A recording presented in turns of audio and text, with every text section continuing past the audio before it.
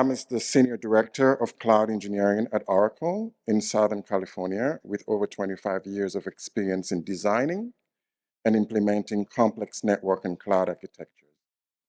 Over the years, Cam has interviewed over 1,000 candidates in North America, Asia Pac, and EMEA for various network engineering and leadership positions. He has also managed truly diverse and international teams around the world. Cam has previously presented at NANOG 76, 77, 85, and NANOG 87. You can follow his random thoughts and educational posts on LinkedIn. Cam, this is good to have you.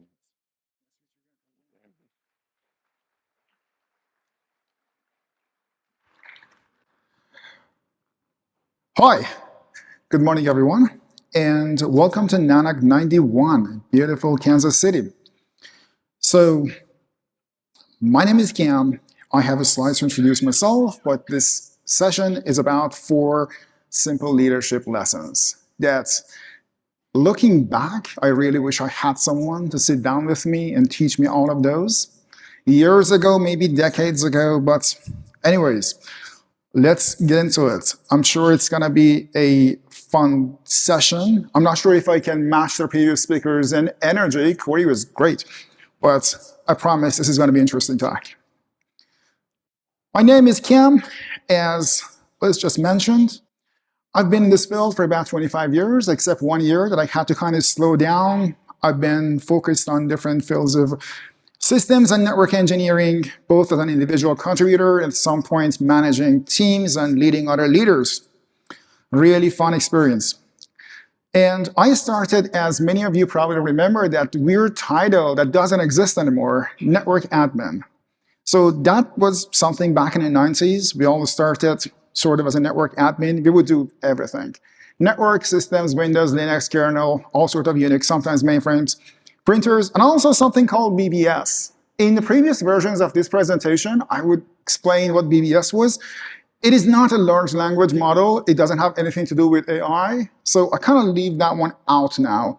That belongs to previous generations. You can always Google and find out what that thing is. Anyways, past probably 10 years, just continuous management, largest businesses in the world. Interesting, fun experience. But this talk today is sort of a special. All my previous NANOG talks were highly technical. We always talked about IPv6, backbone, multicast, how to optimize different things. But this talk is not so technical. It's not supposed to be. And I take a lot of notes every day as I learn lessons. This talk about a summary of those talks. All the lessons that I learned, I kind of summarize them in 4 points. I have more than just 4 bullet points, but this is probably top 4 lessons. And I use those notes frequently as I come across different situations. Let's take a quick look. Seems like it's not moving.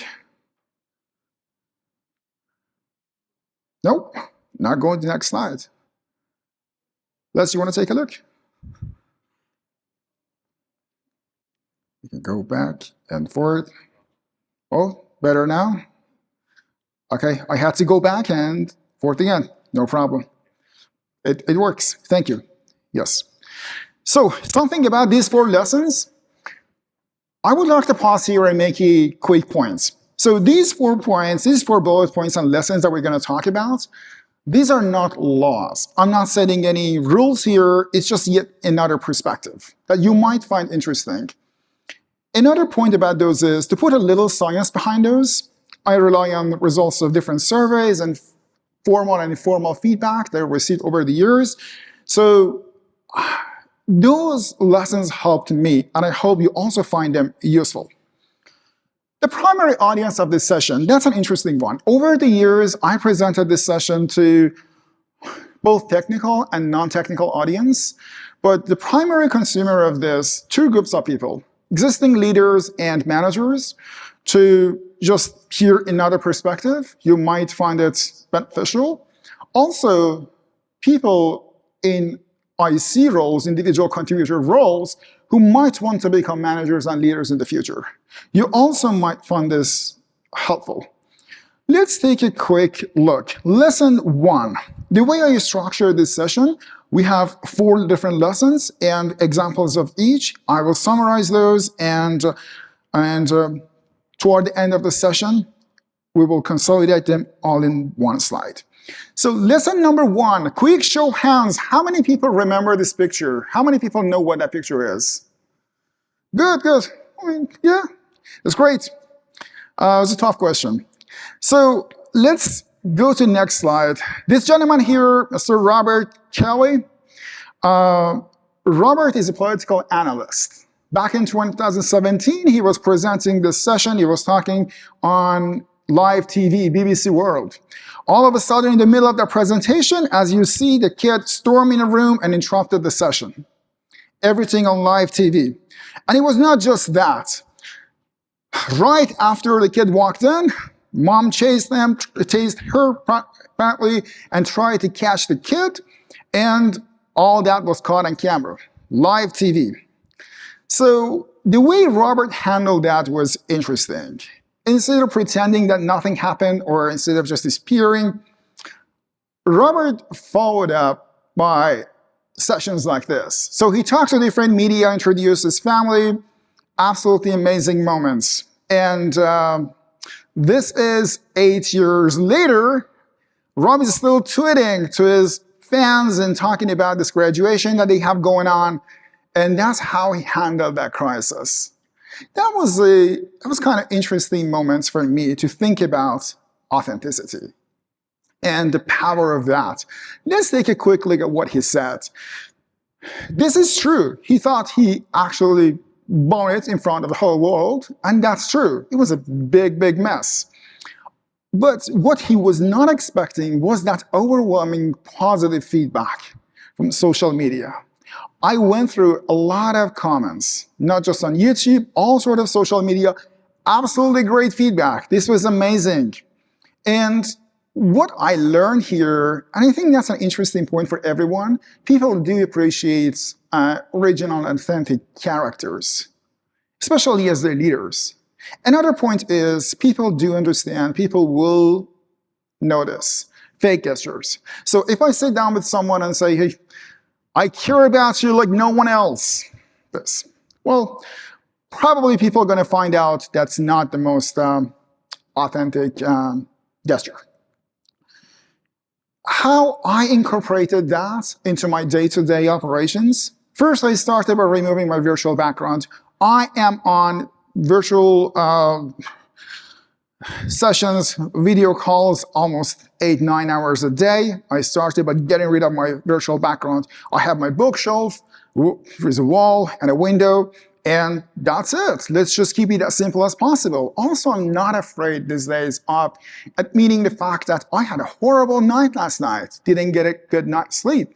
So maybe I'm not very prepared. That gives a good sense to my people. I'm not trying to hide anything from you. The other thing is, as you go up the ladder, you're not going to be an expert in every single area. So there's going to be an area someone else on your team performs better, or maybe a group of people. So that admission actually empowers people. You go to your team members, you're sitting in that meeting, and you tell them that you know my area expertise, it's not one of the things I'm great at, but I'm going to rely on all the smart people in the room. That was lesson 1. Lesson number 2 is kind of interesting. That's one of the fascinating things. Many of us who are managing teams or leading organizations, we started as network engineers or systems engineer, someone on the IC part of the world. At some point, since we were top performers, most cases, someone decided to help us transition from that position to somewhere in management world. And we made that shift. Well, that is great. But the problem here is, you might actually notice this. Many of us try to clone ourselves.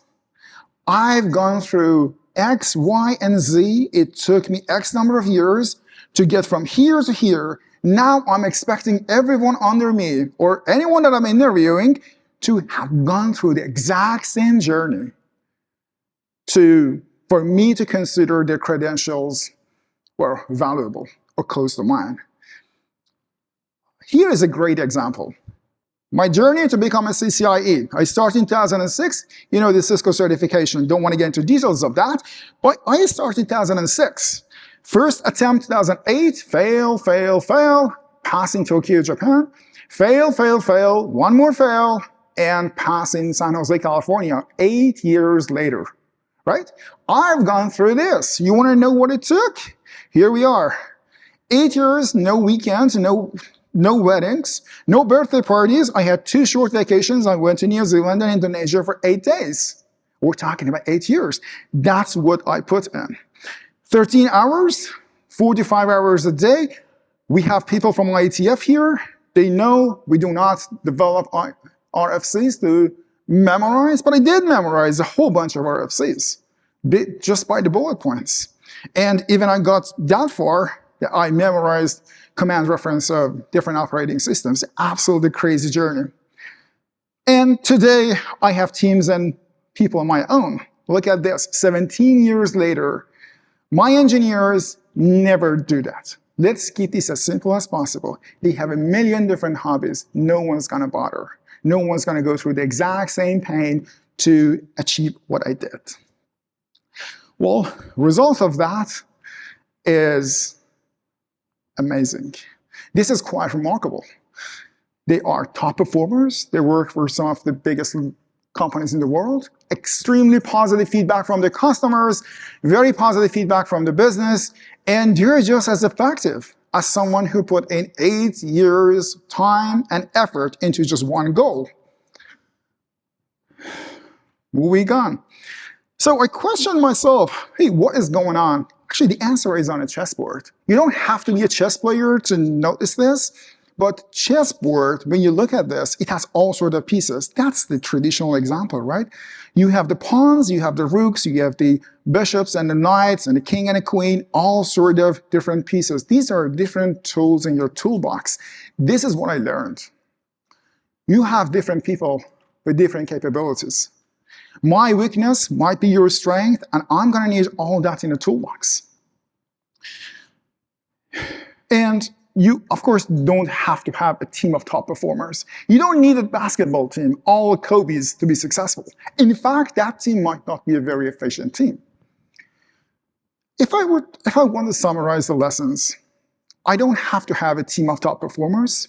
That's one big thing I learned. I cannot copy myself. I do not have to clone myself. You might be just as efficient. You might achieve the exact same results without having to go through the exact same process. Maybe I was not smart enough. Maybe I was not planning well. And that's how they achieve the exact same thing in a much shorter time. So I appreciate that difference. It took me a while to get to that point. The third lesson is actually one of my favorite ones. Many of us, I'm pretty sure you experienced that before. We have leaders that we have our one-on-ones with them, and we are not looking forward to those sessions. I had them in the past. There was this meeting on Monday or Tuesday. I just don't want to go there. 60 minutes, I'm going to be sitting there, and this is what's going to happen. We all know that guy. So, traditional one-on-ones, right? With someone like Lambert. The problem with those sessions is, I'm going to quiz you on your project status. I'm going to ask questions about all the features that you implemented, all the challenges you had with your customers. I'm going to ask detailed questions, and I'm going to challenge your decisions. Well, since I'm the boss, I'm going to make some changes. I don't care you like blue, I want to use green, and we're going to change everything that we created so far. That's what we do in my traditional one-on-ones. Also, guess what? I'm going to tell you what you're going to be doing in the next 6 days. Right? That's micromanagement. It is micromanagement. In fact, it's not just micromanagement. Another problem with that approach is I am creating these silos in my one-on-ones. So one of the team members, he or she might have some great input. to help me with this project, but I am going to exclude them because this whole conversation is happening in one room and you guys are all out. Next person and next person. So I am creating these silos. Well, that's just one of the opportunities you miss. The other one is, as a leader, you will see people as badges. You will see people as quote-unquote workforce. You don't get to see the people side of people. That's what I learned here. I want to know their motivations. I want to know what they're dealing with. I want to know what challenges they have, not just personal life, but also at work. I want to know what their future plans are. That's how I prevent the situation where I'm sitting in my room and someone shows up with a resignation letter. Wow, surprise. Yesterday we were talking about this big project and today this person is leaving. Of course, because I failed to make that connection to understand this person better. All the previous one-on-ones with this person is around one topic. Tell me about the project, what you got. How are you optimizing your ISIS convergence time here? Well, we just went back and forth on that topic for 60 minutes. It's a big, big challenge when you think about it. And of course, all the people that are excluded from that conversation. How I fix that is an interesting thing. I have two pillars now. One of them is I accept the fact that the sessions, my flexible one-on-ones, going to change, going to vary from one person to another. Depending on who I'm talking to, I will change the structure of those sessions. And number two, that's your time. I am not going to go to that meeting with an agenda. You bring your agenda, you tell me what you want to talk about. You want to see the results? After you adopted this, you want to see what you're talking about during my one-on-ones? I have actually 5 examples here. Some of my people, they're interested in professional grade espresso machines. We talk about coffee. All the coffee they drink, the coffee they grind, the coffee they make, and how they're improving it. All the courses they've taken so far. That's their passion. They tell me about their life, they tell me about their passion. Where are they right now? Where they want to get in 2 years or 3 years? That's a great way to open up that discussion. Another example, here we go. I have people who are collectors, anything from ancient coins, from Roman Empire, Persian Empire, everywhere else, and we talk about collections. They also have really, really cool watches. I have people into hunting and long-range shooting. We talk about different kinds of reloading process, how we make things happen, hunting, and all the fun. We also have people interested in family discussions, right? Let's talk about kids, school, homeschooling, all that. People talk hours in this, and they enjoy. They're actually looking forward to that one-on-one, to come and talk to me about what they did last weekend with kids, and they're so excited about it. That way, I understand and really appreciate the people side of people. I also have this one. This is the expected one, right? I have people who enjoy, give me 60 minutes. I want to come to your room and I want to tell you how we're creating this overlay to support multicast, and at the same time we are optimizing the performance. Give me 60 minutes. I want to show you the packets. For 60 minutes, we just talk about the headers and how we are encapsulating traffic. And that's what he enjoys, absolutely enjoys. That's what they want to do. I don't want to talk about coffee. I want to show you the packets. That's your time. The message here is the flexible one-on-one, the way I structure them is 60 minutes of my time given to you to talk about anything you want. And you pick the topic, we'll talk about it. The question that people usually ask is, do you guys talk about projects at all? Or do any business at all? Yeah. Here's the answer. So at the same time, I also got rid of my traditional staff meeting, and we're rolling out another thing, which is pretty cool. The concept of project review.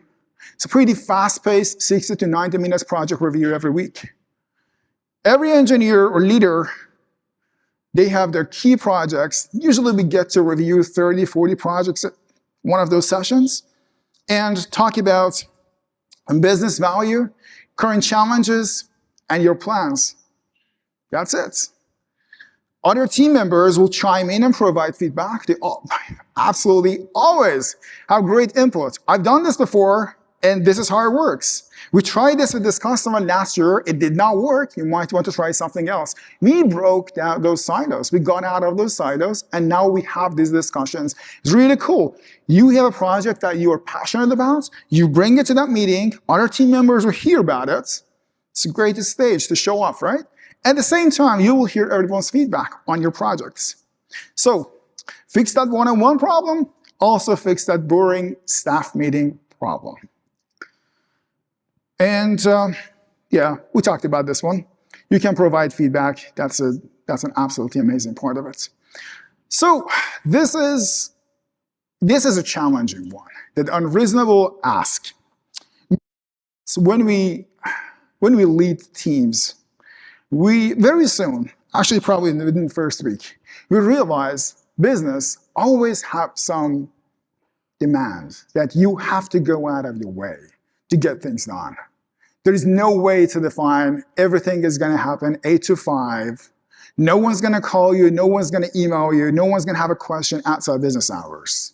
Or I'm not going to expect anyone ever to do anything outside their job description. We all know those things happen. Let me show you some example of those. This list can go on, but these are just 4 simple examples. There is a Saturday night, unplanned outage. I'm going to need the best people on that call, right? The customer wants to have this call 5 a.m. in the morning because they are on East Coast, and the West Coast team, they have to accommodate it somehow. Also, it's end of quarter. We need to get something done. It's midnight Friday. We're still typing away, trying to get something done. Or there's a product that we want to release. Well, guess what? People are going to put in 60, 70 hours to push that out of the door. This was not part of my job description. I never signed up for a 60-hour-a-week job, right? But it happens. That's part of the business. Many people might challenge you that, well, you could have planned better. You could have, you could have done better project management. All that true. The lesson I learned here is right there. I can make only one and just one of those requests at a time. I can absolutely have one unreasonable ask at a time.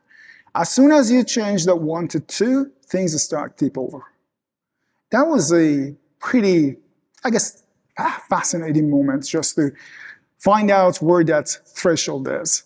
I will give you some examples. Let's look at some of those double requests. These are the things that are absolutely not reasonable.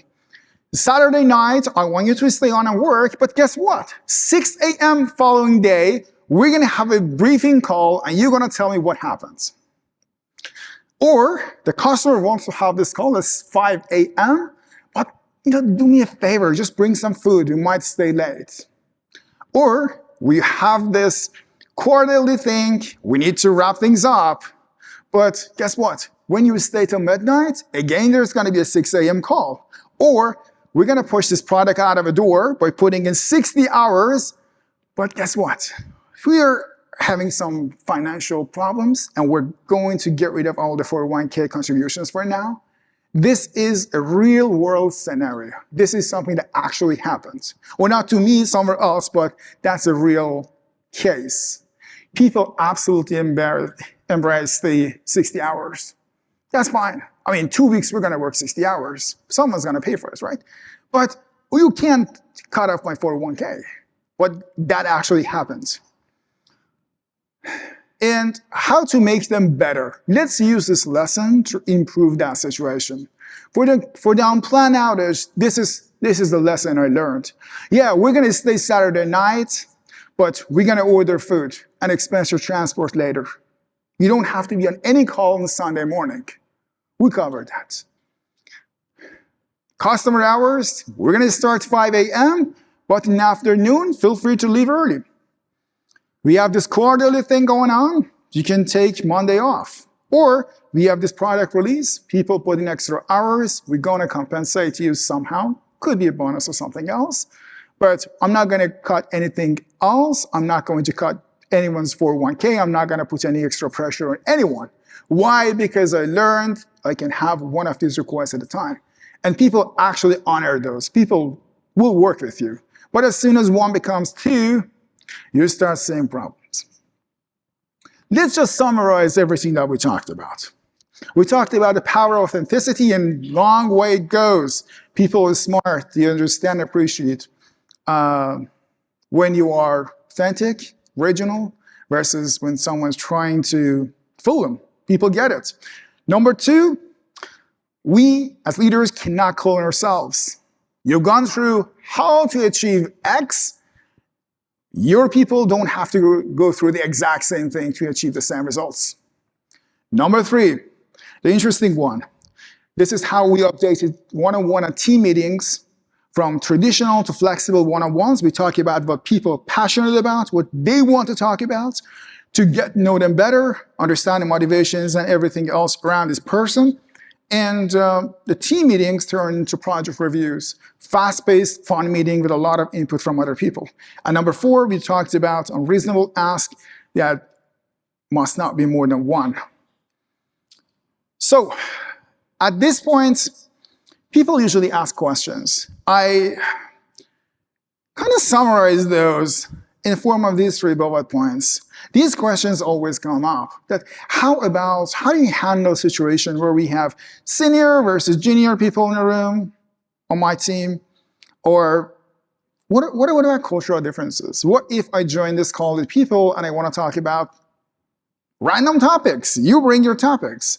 And they just show up, the awkward silence. I don't want to talk anything personal. Well, you will see those.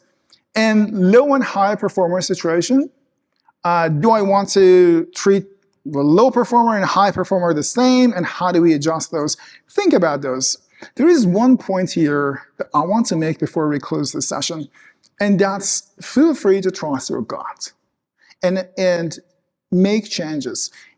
Make your adjustments and adopt these lessons. You don't have to do these things. You can just take these as yet another perspective. But at the same time, if something works for you and you just want to incorporate some of these, absolutely, by all means. I heard good stories about people who try to adopt part of this in their day-to-day work. Anyways, I think I covered everything, and Les, thank you so much, and thank you very much, everyone, for staying here, paying attention, and I hope you enjoy the rest of the conference. Please. Sir? Thanks, Ken. I think we have 2 minutes. We can take a question or two if there is any. Any questions? I see a hand over there. And if you do, please remember to state your name clearly and the company you're representing and your question.